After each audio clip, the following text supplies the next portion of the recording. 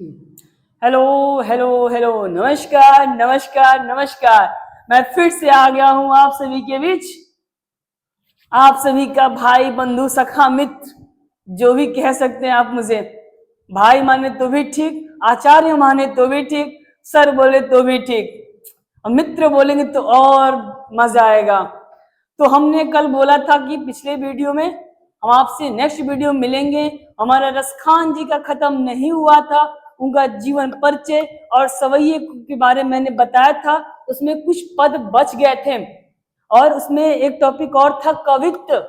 कवित्व के बारे में उसका अर्थ भी हम बताएंगे कि कवित्व में कौन सा प्रत्यय है और कवित्व का अर्थ क्या होता है।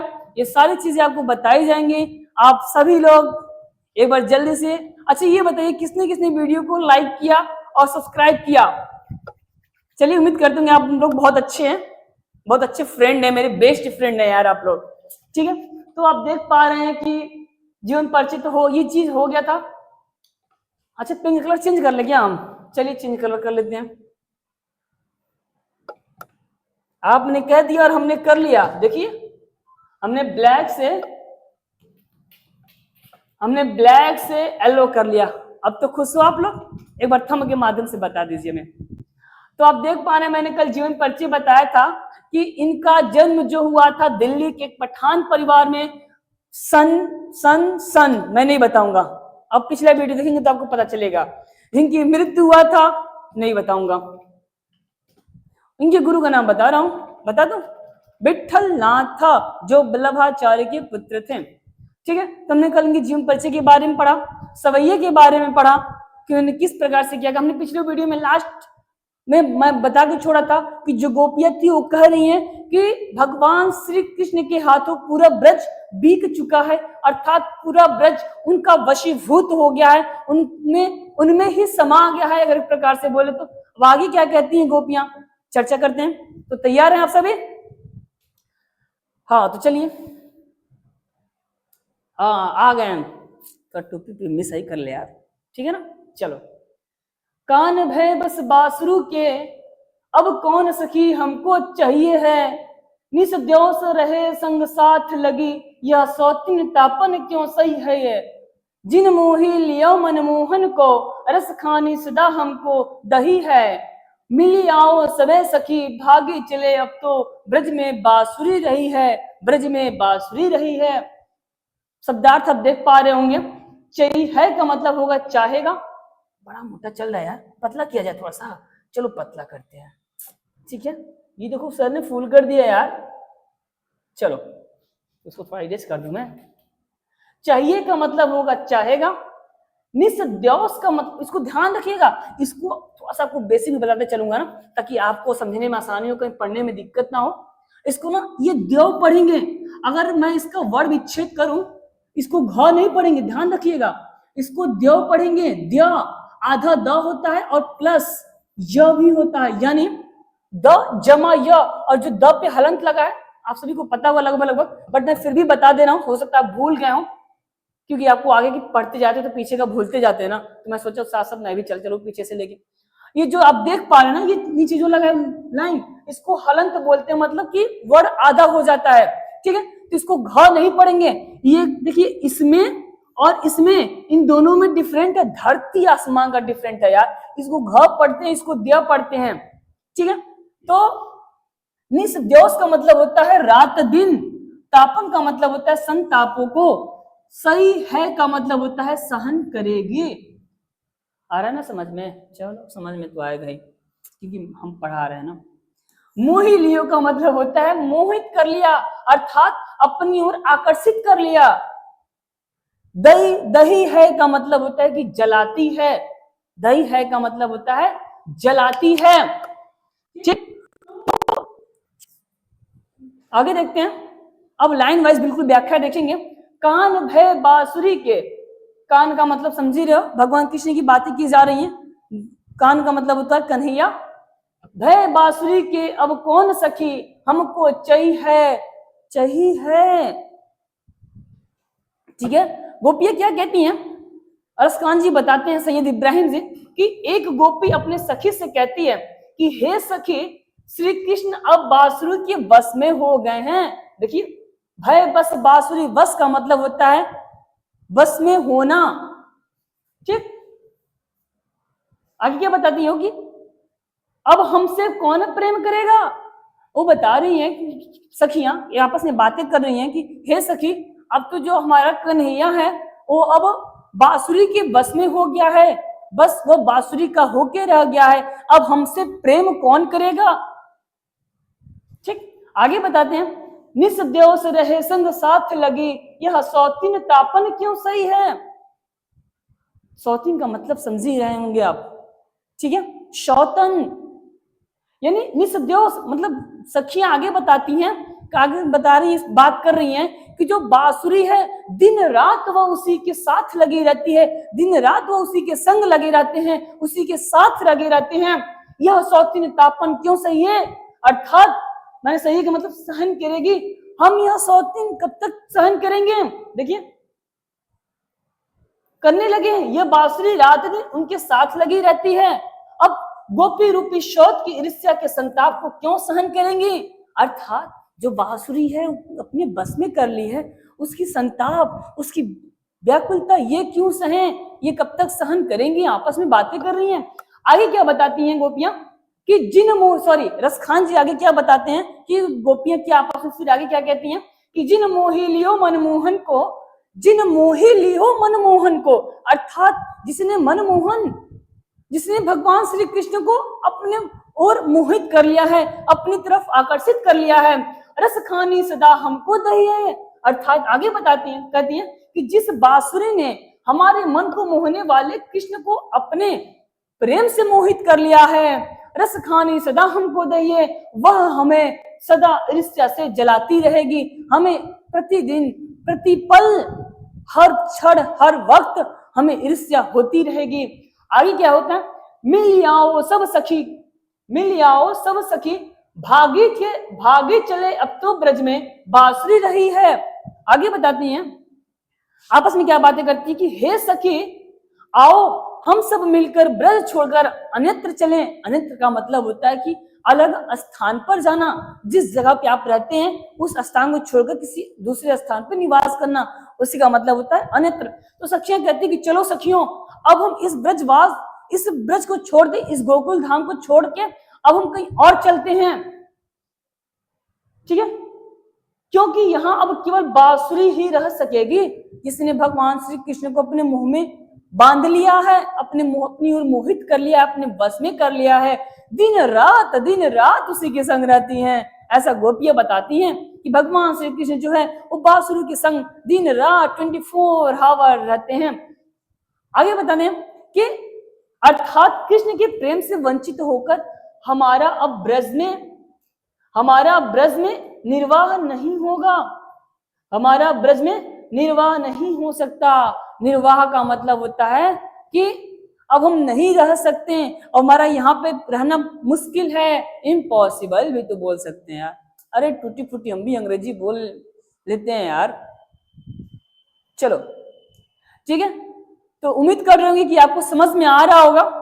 अगर आ रहा तो हमें कमेंट के माध्यम से आप सभी जरूर बताइएगा। अब कौन बताएगा इसमें अलंकार क्या क्या होगा, कोई बताएगा मुझे। चलो स्क्रीनशॉट ले लो पहले, फिर आगे बढ़ते हैं। हम आपको बताएंगे कि अलंकार क्या क्या होगा, अलंकार कौन सा होगा, छंद कौन सा होगा। आप तो खैर बताएंगे नहीं, क्योंकि भाई क्या कहें आगे। चलिए देखिए, प्रस्तुत छंद में गोपियों की जो मुरली के प्रति स्वाभाविक ईर्ष्या का सजीव वर्णन किया गया है।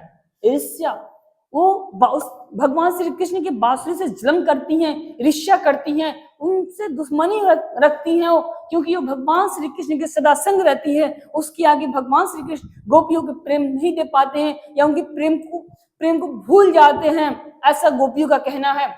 भाषा सुललित ब्रज होगा, यानी ब्रज भाषा वही। शैली चित्रोपम मुक्तक होगा। रस श्रृंगार होगा। देखिए कल यहाँ पे गलती हुआ था ना, यहाँ पे ऐसे लिखा गया था, लेकिन आज देखिए बिल्कुल टाइप सही हुआ है। श्रृंगार और छंद तो सवैया हर जगह रहेगा, अलंकार अनुप्रास। तो उम्मीद कर रहे होंगे कि आपको ये काव्य सौंदर्य भी समझ में आ रहा होगा।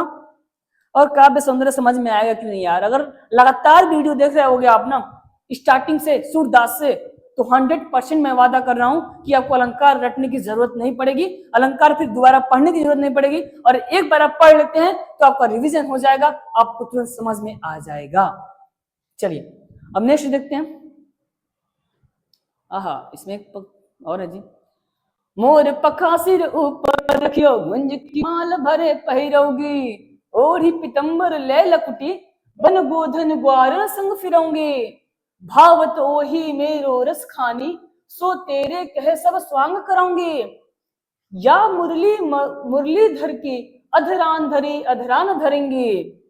बताते हैं क्या होगा, शब्दार्थ देख लीजिए एक बार। मोर पखा का मतलब होता है कि मोर के पंखों से बना हुआ। अच्छा, मोर कौन कौन देखा है? मोर कौन कौन देखा है जी? जल्दी बताओ। मोर तो सभी ने देखा होगा, मयूरः बोलते हैं संस्कृत में। हाँ, मैं बताते हुए भी चल रहा हूं, कभी कभी कहीं पूछ देता है। चलिए, और ठीक है, बना हुआ मुकुट, और गरे का मतलब हो जाएगा गले में। आप देखोगे भगवान श्री कृष्ण हमेशा मोर की पंखों का मुकुट लगाते हुए, वहीं पे चर्चा हो रही है। तो पीतांबर का मतलब होता है कि पीतांबर, पीला वस्त्र, पीला अंबर। अब बताएंगे पीतांबर कौन सा समास है, हमें कमेंट के माध्यम से बताइएगा। देखिए हम आपको, ये पीतांबर होगा, ठीक है।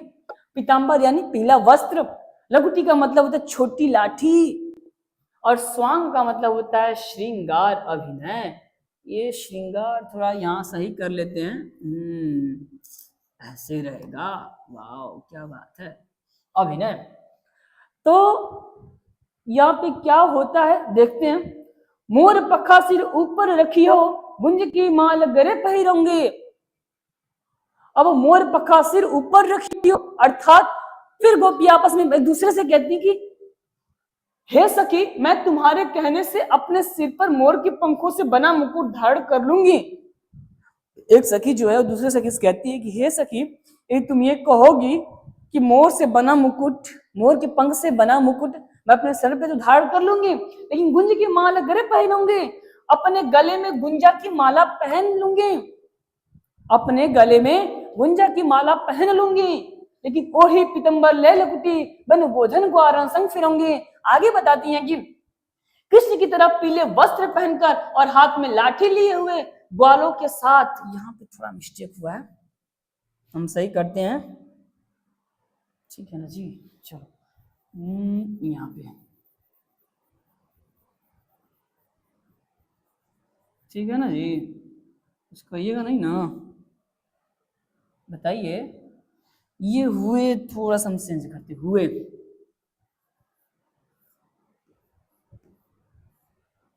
मैं लाठी लिए हुए ग्वालों के साथ।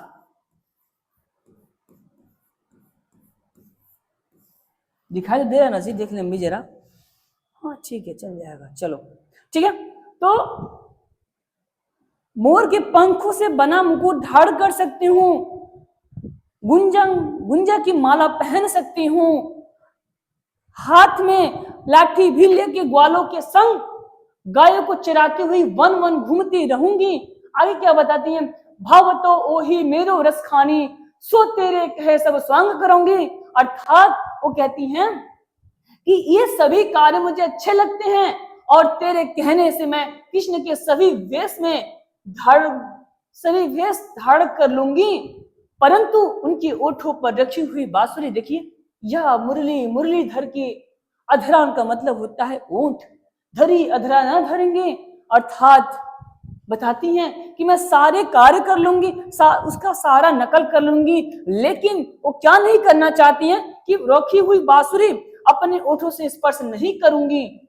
ये ब्लैक क्या हो गया जी?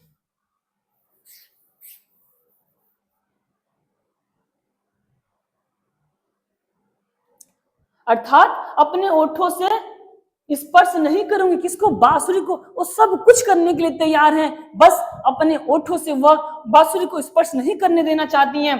तात्पर्य यह है कि कृष्ण गोपियों के प्रेम की परवाह न करके दिन भर बांसुरी के साथ रखते हैं और उसे अपने ओठों से लगाए रहते हैं। गोपियां उसे सौत मानकर, सौत का मतलब होता है सौतेली, मानकर उसका स्पर्श भी नहीं करना चाहती हैं, क्योंकि वह श्री कृष्ण के ज्यादा ही मुंह लगी हुई है।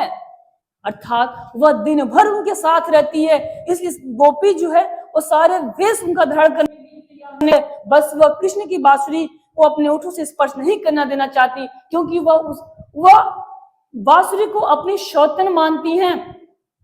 ठीक, तो समझ में आ गया होगा आप सभी को। अलंकार तो बता ही लेंगे, छंद भी तो पता ही है, छंद सवैया होगा, गुण माधुर्य प्रसाद होगा। ठीक है, देखिए सॉरी ठीक, ध आ रहा है ना, यानी एक से अधिक बार वर्ड की आवृत्ति हो रही है, स्वाभाविक सी बात है कि यहाँ पे अनुप्रास अलंकार होगा, कंफ्यूज होने की जरूरत नहीं है। देखिए थोड़ा ये भी देख लेते हैं।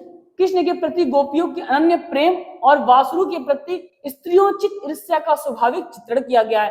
भाषा बहस पता ही है, शैली मुक्तक पता ही है, गुण माने बताया ही, प्रसाद या माधुर्य, रस श्रृंगार है ये है, और छंद सवैया। श्रृंगार क्यों है? अब भगवान वो बता रहे उनकी वेशभूषाओं का वर्णन किया गया, उनके सौंदर्य रूप को वर्णन किया गया, वर्णित किया गया है, उनके मुकुट के बारे में, उनके लाठी के बारे में, उनके गुंजन की जो माला पहने हुए हैं, वो सारे श्रृंगार उन्होंने किया नहीं चीजों का, इसलिए श्रृंगार रस होगा। अब हमारा अगला टॉपिक होगा रसखान जी का कवित्व। कवित्व, अब कवित्व के बारे में थोड़ा सा जान लेते हैं। कवित्व, कवित्व, ठीक, कवित्व का अर्थ ये है कि अगर कोई कवि जो है उसमें अलंकार, छंद, ठीक है, इन सारी चीजों का विशेष तौर पर अगर उसमें वर्णित है, वो उसकी शोभा को बढ़ाती हैं, वही कवित्व कहलाता है। और जो कवित्व मैंने पीछे बताया था, मैं बताऊंगा कवित्व कौन सा प्रत्यय होगा, ये तद्धित प्रत्यय के अंतर्गत आएगा। तद्धित, तद्धित प्रत्यय जो सिर्फ त से होता है। ये अब सोच रहे होंगे सर ये तद्धित प्रत्यय क्या होता है, आप तो बस प्रत्यय सुने होंगे। जब मैं प्रत्यय बताऊंगा, प्रत्यय और उपसर्ग, तो वहां पे थोड़ा सा आपको बेसिक चीजें भी बताऊंगा, उससे रिलेटेड प्रत्यय दो प्रकार के होते हैं, ठीक, तो मैं वहां पे बताऊंगा आपको, बस इतना जान लीजिए। तो कवित्व का मतलब समझ में आ गया? जल्दी से बताइए आप लोग, मुझे बताते नहीं हो यार तुम लोग, ये अच्छी बात है। अच्छा, कोई मित्र को अपने उदास करता है, ये बताओ मुझे। नहीं ना जी, ठीक है ना। कवित्व का मतलब समझ गए ना, कि जिसमें कवि अपनी भावनाओं को छंद के रूप में, गीत के रूप में प्रस्तुत करता है, वही कवित्व है। जिसकी इसमें बस आते हैं बिहारी जी, थोड़ा सा प्रॉब्लम हो गया यार,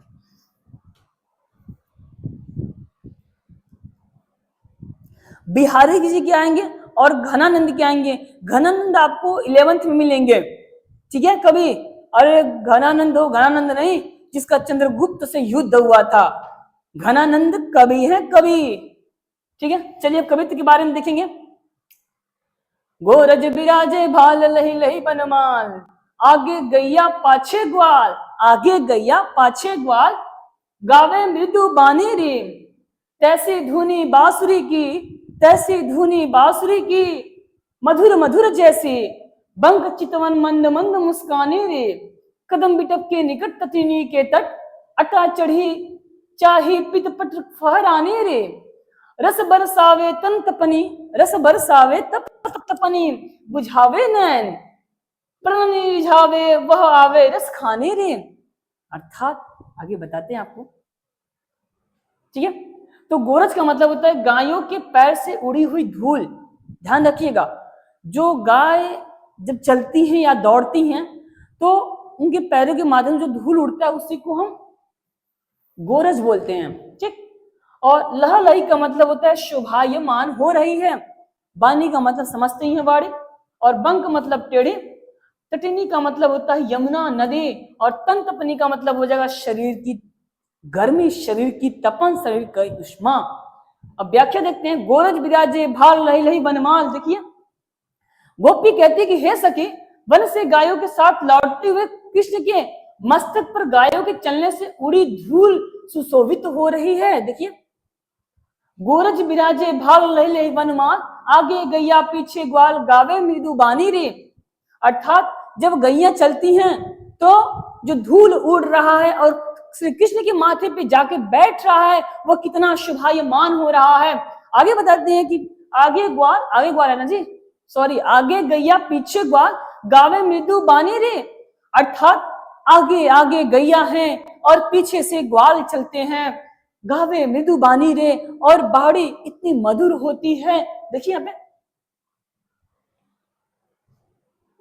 ठीक है, आगे आगे गैया चल रही हैं और पीछे मधुर स्वर में गाते हुए ग्वाल बाल चल रहे हैं। जितनी मधुर और बाकी श्री कृष्ण की चितवन है, उतनी ही बाकी उनकी धीमी धीमी मुस्कान है। वाह, क्या मुस्कान होती है यार। आगे क्या बताते हैं कि उनकी इस मधुर छवि के अनुरूप ही उनकी वंशी की मधुर मधुर तान भी है। हे सखी, कदम वृक्ष के पास जो यमुना नदी के किनारे खड़े श्री कृष्ण के पीले वस्त्रों का फहराना जरा अटारी पर देखिए, नहीं तो कहेंगे कि देखिए, कदम बिटक के निकट ततनी के तट अटा चढ़ी चाही पित पट फहराने रे। फहराने का मतलब होता है फहराना। रस बरसावे तंत पनी बुझावे नैन, प्राणी रिझावे वह आवे रस खाने रे। अर्थात पीले वस्त्रों का फहरना जरा अटारी पर चढ़कर तो देख लो। रस की खान व श्री कृष्ण चारों ओर सौंदर्य और प्रेम रम रस की वर्षा करते हुए शरीर और मन की जलन को शांत कर रहे हैं। उनका सौंदर्य नेत्रों की प्यास को बुझा रहा है। देखिए, रस बरसावे तन तपनि बुझावे नैन, प्राण रिझावे वह आवे रस खाने रे। अर्थात उनका सौंदर्य जो है नेत्रों की प्यास को बुझा रहा है और प्राणों को अपनी ओर खींचकर रिझा रहा है, खींचकर उनकी तरफ ले जा रहा है। उम्मीद कर रहे होंगे आपको समझ में आ रहा होगा। ठीक है, अगर समझ में आ रहा तो एक बार थंब के माध्यम से जरूर बताइएगा आप हमें। तो काव्य सौंदर्य में यहाँ भी श्रृंगार रस होगा ना, उनकी महिमा का गुणगान किया गया है। देखते हैं क्या क्या होता है इसमें। देखिए, प्रस्तुत छंद में गोचारण, गोचारण का मतलब होता है कि गैयों को चराना। गोचारण का मतलब हो जाएगा इसका गो चराना, यानी गैयों को चराना से लौटते हुए श्री कृष्ण के अनुपम सौंदर्य का मोहक चित्रण हुआ है। तो भाषा सरल सरस और ब्रज तो है, ये है शैली मुक्तक रस श्रृंगार, मैंने बताया है भी। और छंद मन हरण कवित्व हो जाएगा, और जो गुण है वह आपका माधुर्य हो जाएगा। अलंकार 7वें नंबर पे आपका हो जाएगा अलंकार। और अलंकार अब आप बताएंगे हमें कमेंट के माध्यम से। कमेंट के माध्यम से आप हमें अलंकार अवश्य बताइएगा कि यहाँ पे अलंकार कौन सा होगा। हम भी तो देखिए कि आपको समझ में आ रहा है या भी नहीं, आप अलंकार बता पा रहे हैं या नहीं। ठीक है, तो आप हमें जरूर बताइएगा। और रसखान जी का चैप्टर जो है वह यहीं पे द एंड होता है। अब हम जब नेक्स्ट वीडियो में आएंगे तो आप लोगों के साथ मिलेंगे बिहारी जी। ठीक है, तो बिहारी जी मिलेंगे, और बिहार नहीं जाना है, बिहार से बिहारी जी को हम लाएंगे और बिहारी से मिला जाएगा। तो आप सभी तैयार रहिएगा कल के लिए। ठीक है, नए चैप्टर यानी नए अध्याय, नए कवि, नए पदों की व्याख्या के साथ मिलेंगे, और बहुत ही सरल और मधुर व्याख्या मिलेगी आपको। ठीक है, तो आपको अगर समझ में आ रहा होगा तो हमें थंब के माध्यम से अवश्य बताइएगा, और चैनल को लाइक सब्सक्राइब करना मत भूलिएगा। ठीक है ना, अरे वोट नहीं मांग रहे आपसे। नमस्कार, चलते हैं, राधे राधे।